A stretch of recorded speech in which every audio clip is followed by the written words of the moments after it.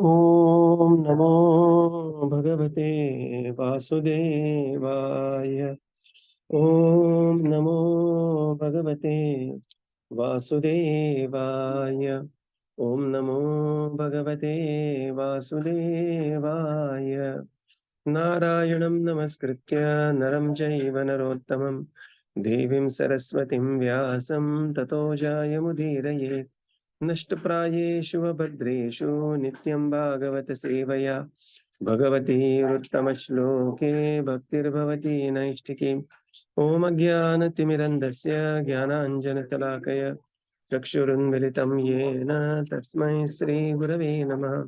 श्रीचैतन्यमनोभीष्टं स्थापितं येन भूतले स्वयं रूपकदा मह्यं ददाति स्वपदान्तिकम्। नमो विष्णुपादाय कृष्णप्रेष्ठाय भूतले श्रीमते भक्तिवेदान्त स्वामीनिति नामिने। नमस्ते सरस्वते देवे गौरवाणी प्रचारिणे निर्विशेष शून्यवादी पाश्चात्य देशतारिणे। जय श्री कृष्ण चैतन्य प्रभो नित्यानंद श्री अद्वैत गदाधर श्रीवासादि गौर भक्त वृंद। हरे कृष्णा कृष्णा कृष्णा हरे हरे, हरे Ram Ram Ram Hare Hare. Hare Krishna. Reading from Srimad Bhagavatam. By His Divine Grace, A.C. Bhaktivedanta Swami Srila Prabhupada Ki Jai. We are reading from Canto 3, Chapter 21, Conversation between Manu and Kardama. So, Swayambhu Manu is going to arrive here, and now there is a description of arrive Bindu Sarovar and the surrounding of the Bindu Sarovar.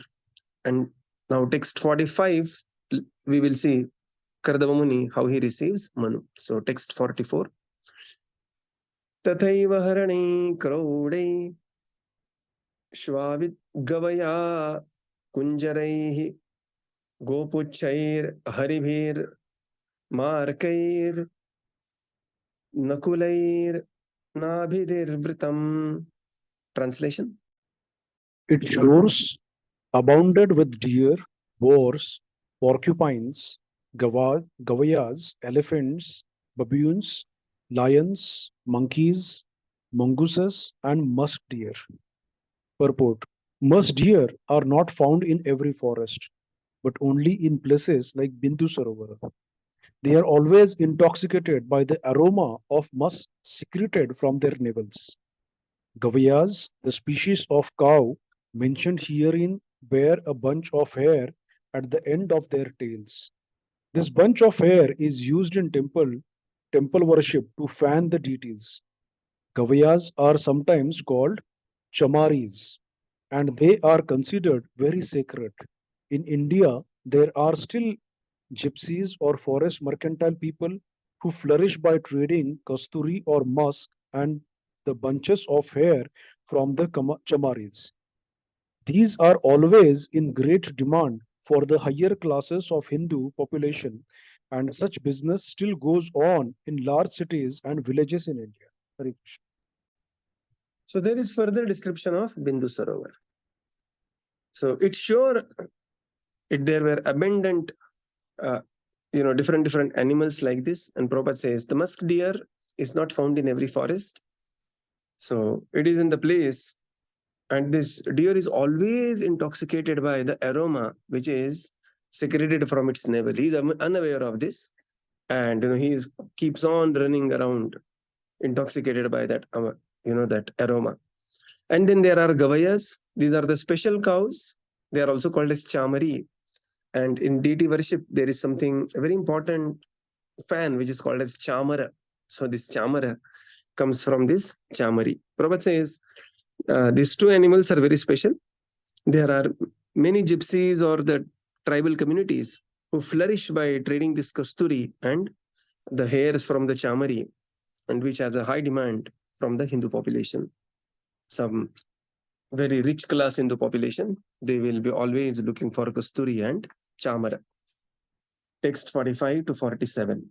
So here now, Kardama Muni is going to receive Swayambhuva Manu. प्रविश्य तत्तीर्थवरम् आदिराजः सहात्मजः ददर्शं मुनिमासीनं तस्मिन् हुतहुताशनं विद्योतमानं वपुषा तपस्युग्रयुजाचिरं नातिक्षामं भगवतः स्निग्धापाङ्गावलोकनात्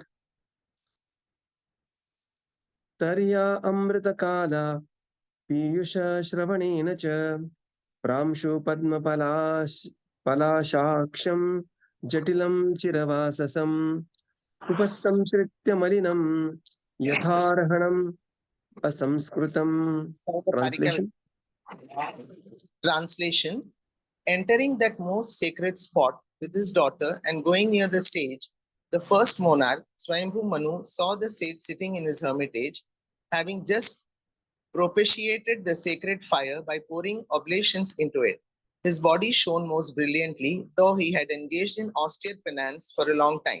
He was not emaciated, for the Lord had cast his affectionate sidelong glance upon him, and he had also heard the nectar flowing from the moon-like words of the Lord.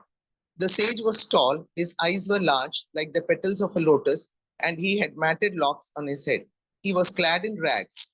Swayambhu Manu approached and saw him to be somewhat soiled, like an unpolished gem. Purport: Here are some descriptions of a brahmachari yogi. In the morning, the first duty of a brahmachari seeking spiritual elevation is hutatsana, to offer sacrificial oblations to the Supreme Lord. Those engaged in brahmacharya cannot sleep until 7 or 9 o'clock in the morning. They must rise early in the morning, at least 1.5 hours before the sun rises, and offer oblations, or in this age, they must chant the holy name of the Lord, Hare Krishna. As referred to by Lord Chaitanya. Prabhuji, could you read it, please? Kalau nastaiva nastaiva nastaiva gatiranyatha. Yeah, thank you.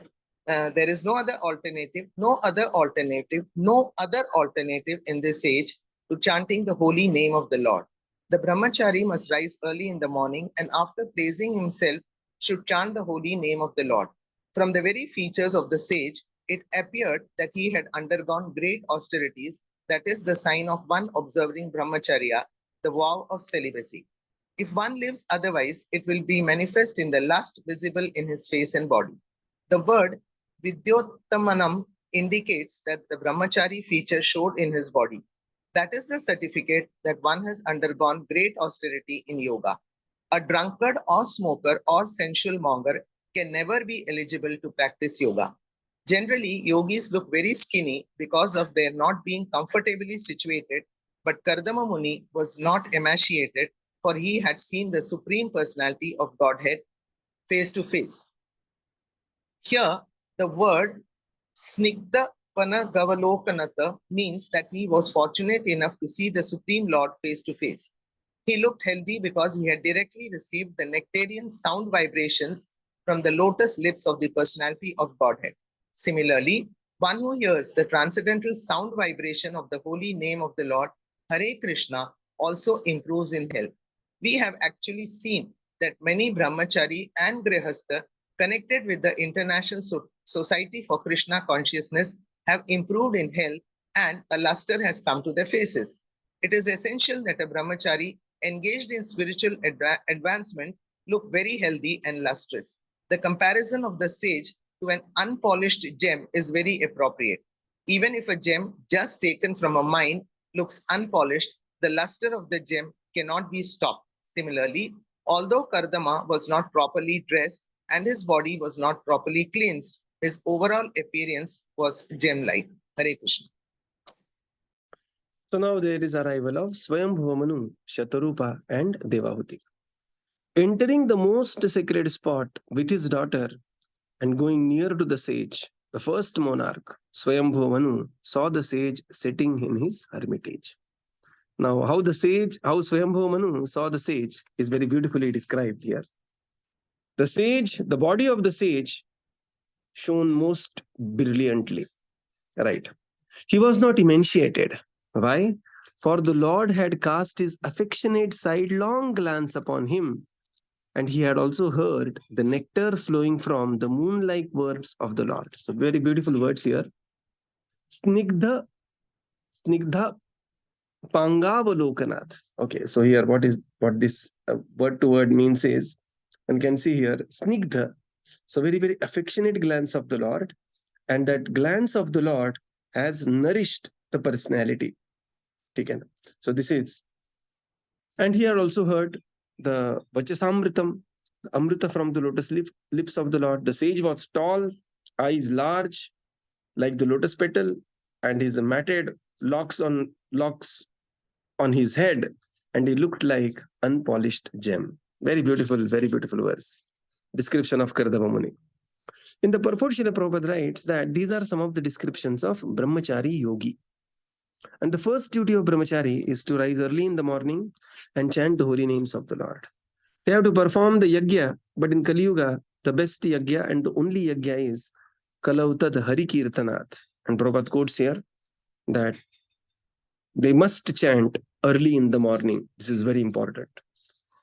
And they will observe great austerities, and by observance of the austerities, there will be a brilliance on the body which will be shown on their face and the body. And otherwise also, somebody is observing a very lustful life, that lust also will be shown on the face and the body. So these are the features of the personality who is observing brahmacharya and penance. Prabhupada says, although generally yogis are very skinny, but Kardama Muni was not emaciated.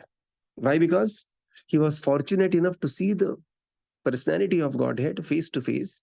And when Lord was also seeing Kardama Muni, Lord also affectionately glanced over him, and that glance completely nourished Kardama Muni. So Lord also does many things simultaneously. And here, Lord was also maybe thinking that he's going to go for tomorrow, day after tomorrow is going to be his, kind of marriage ceremony, and he cannot be so emaciated.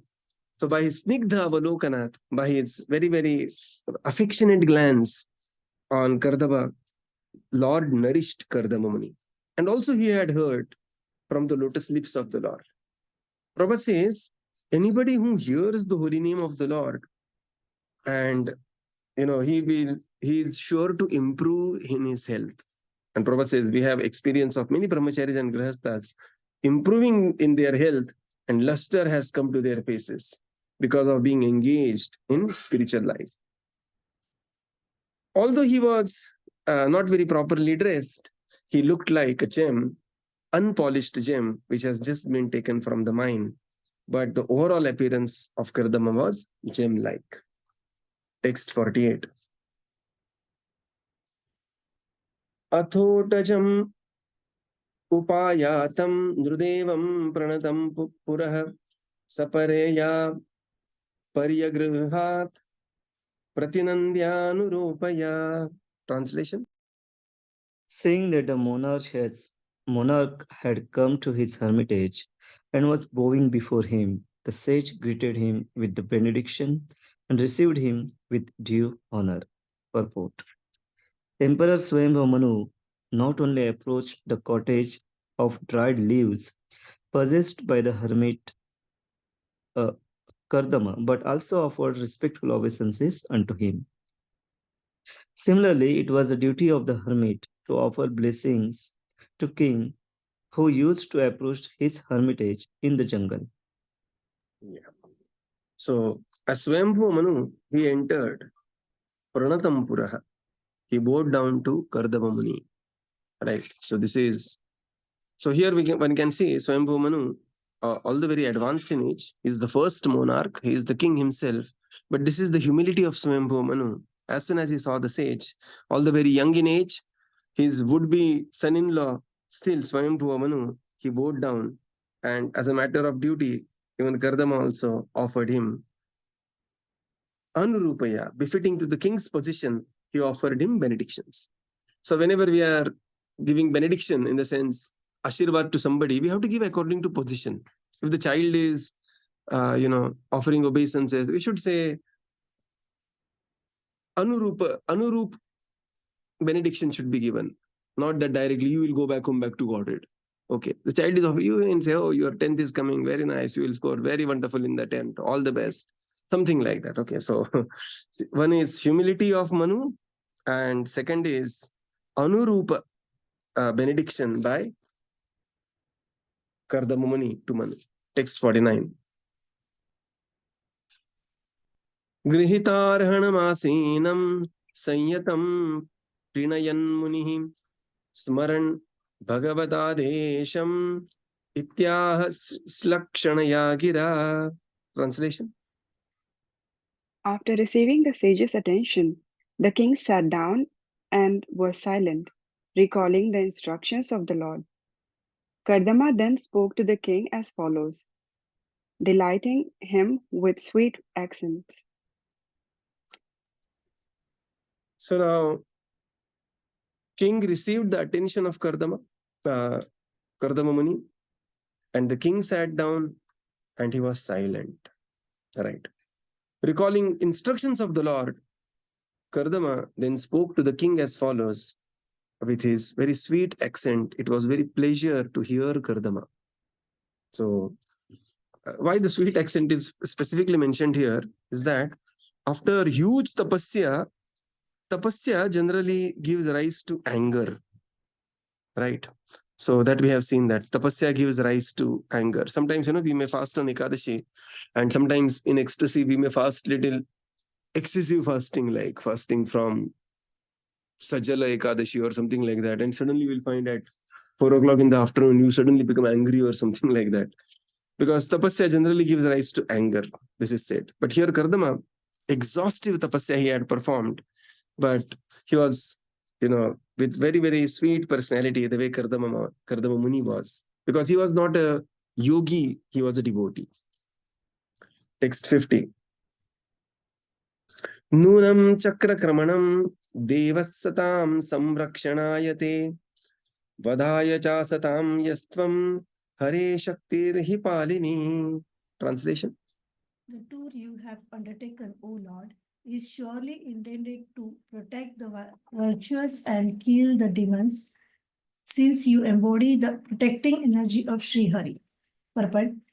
It appears from many Vedic literatures, especially histories like Srimad Bhagavatam and the Puranas, that the pious kings of old used to tour their kingdoms in order to give protection to the pious citizens and to chastise or kill the impious.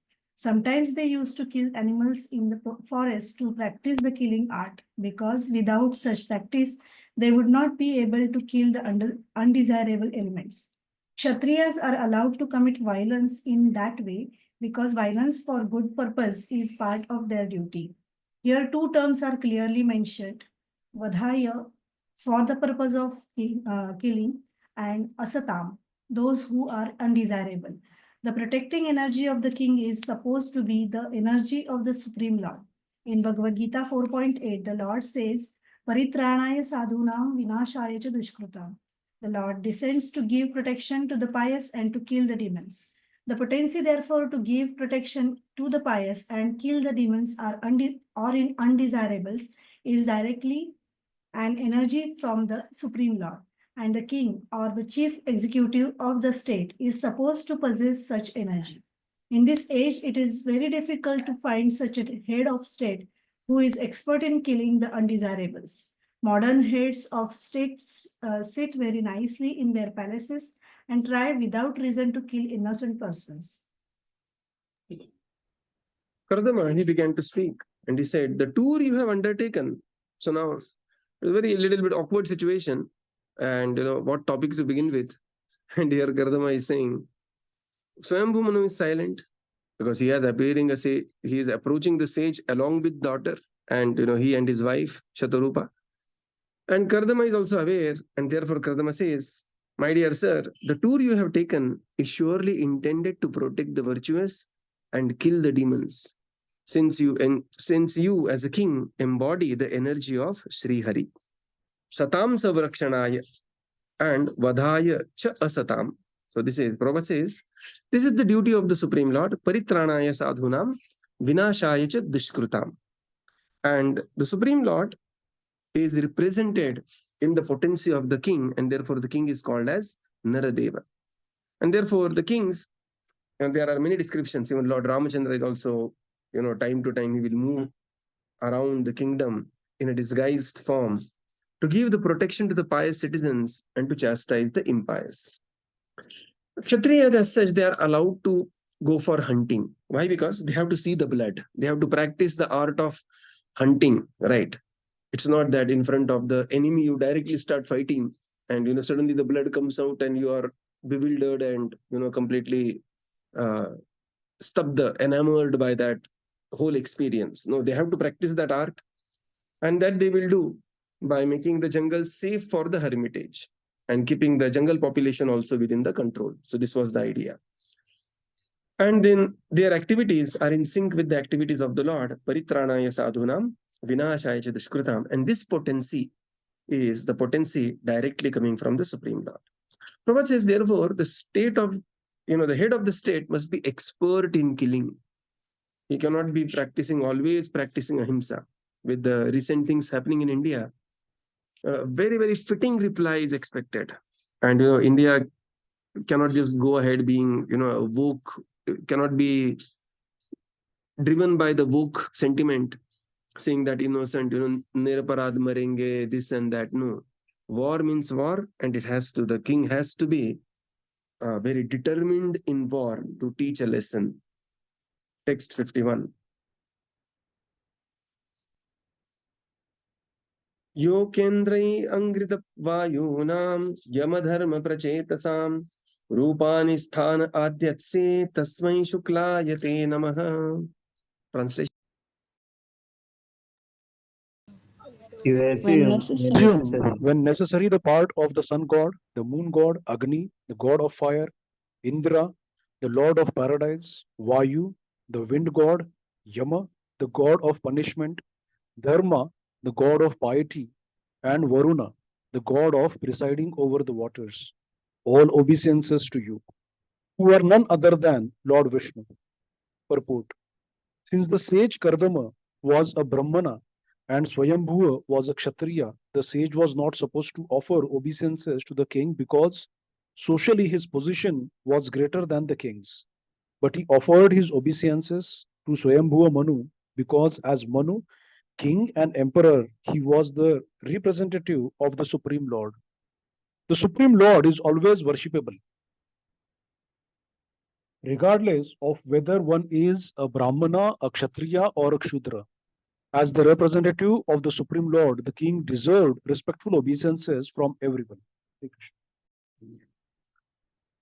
Kardama Muni, he was glorifying that you assume when necessary the activities or the part as sun god, Agni, Indra, Vayu, Yama, Dharma, and Varuna.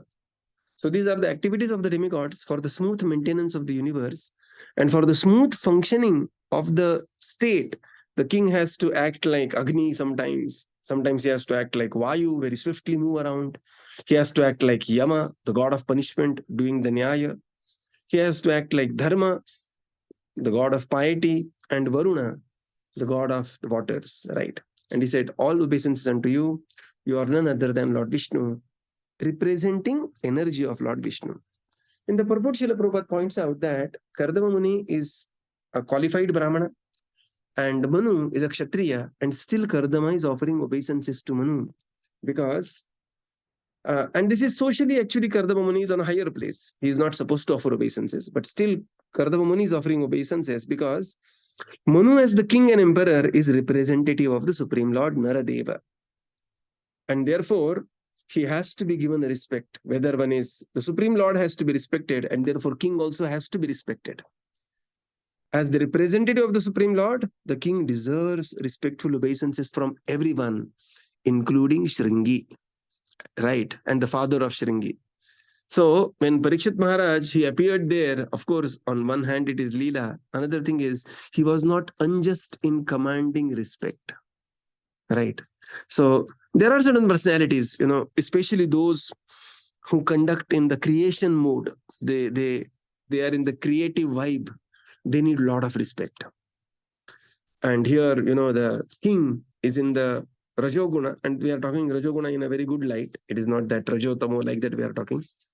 And therefore Parikshit, it was very, very just and due that Parikshit, all he was asking for one glass of water.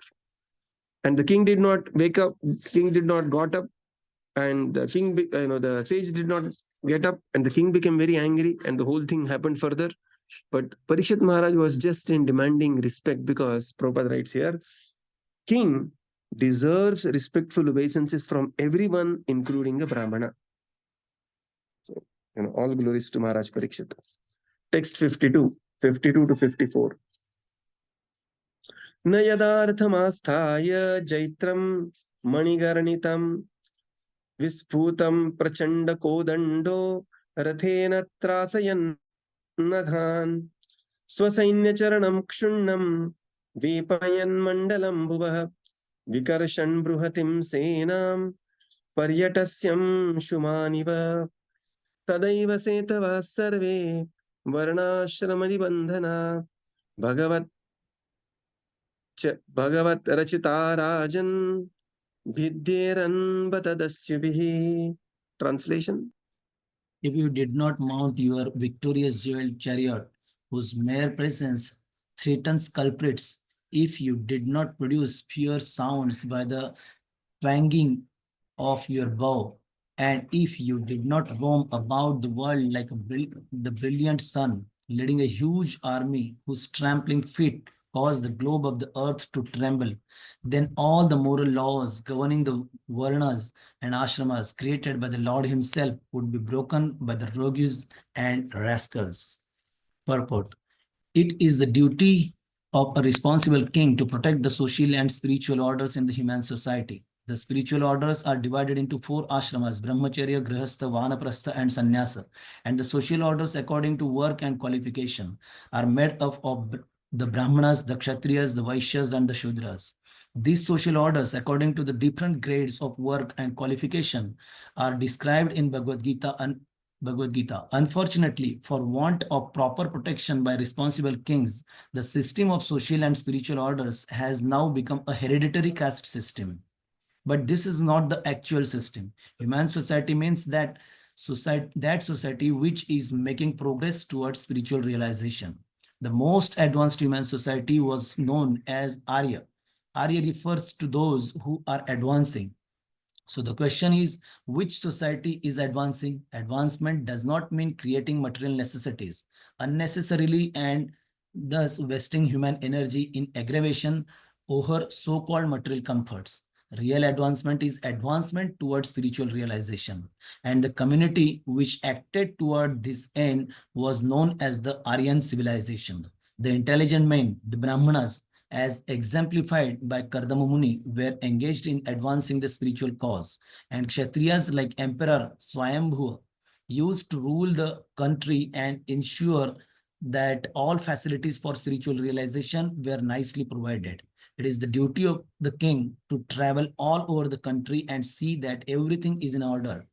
Indian civilization on the basis of the 4 varnas and ashramas deteriorated because of her dependency on foreigners or those who did not follow the civilization of varnashram. Thus, the varnashram system has now been degraded into the caste system. The institution It's a long purport, so we'll see tomorrow remaining. So now Kardama Muni is glorifying Swayambhu Manu.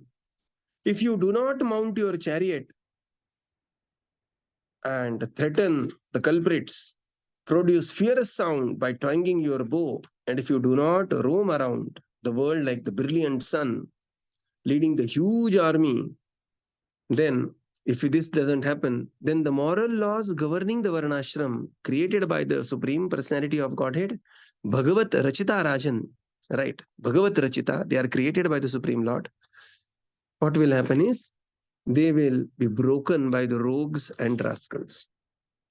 So what is very important is one has to act in the position in spite of being a devotee.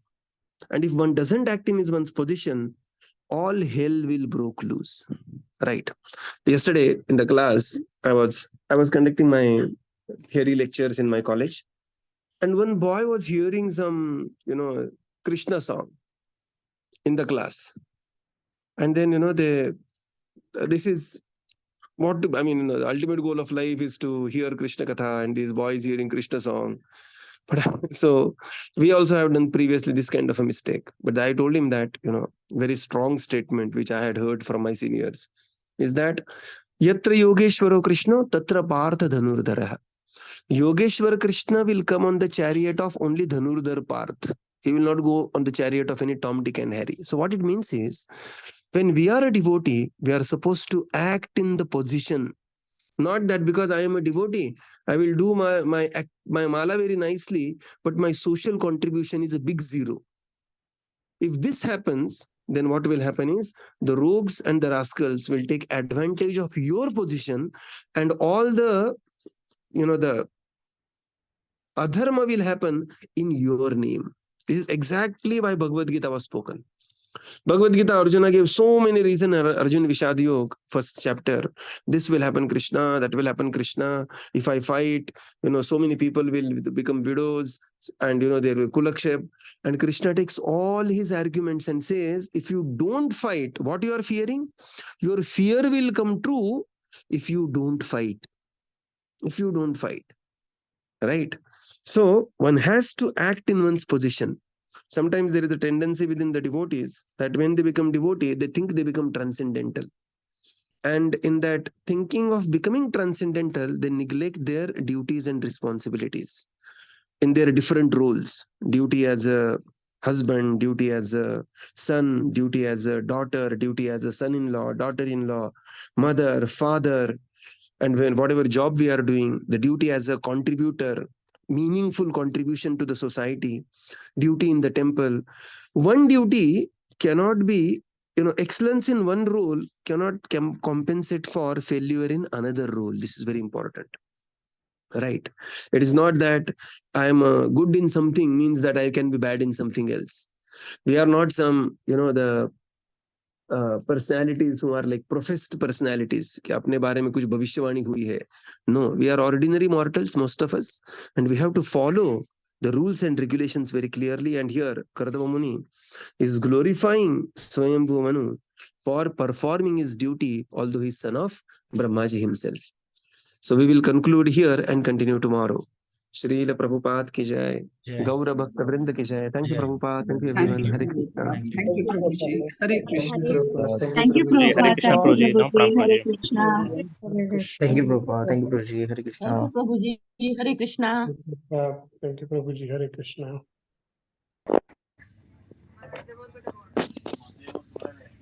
Hare Krishna, Prabhu. Dandatna. Hare Krishna. Yes, Prabhu.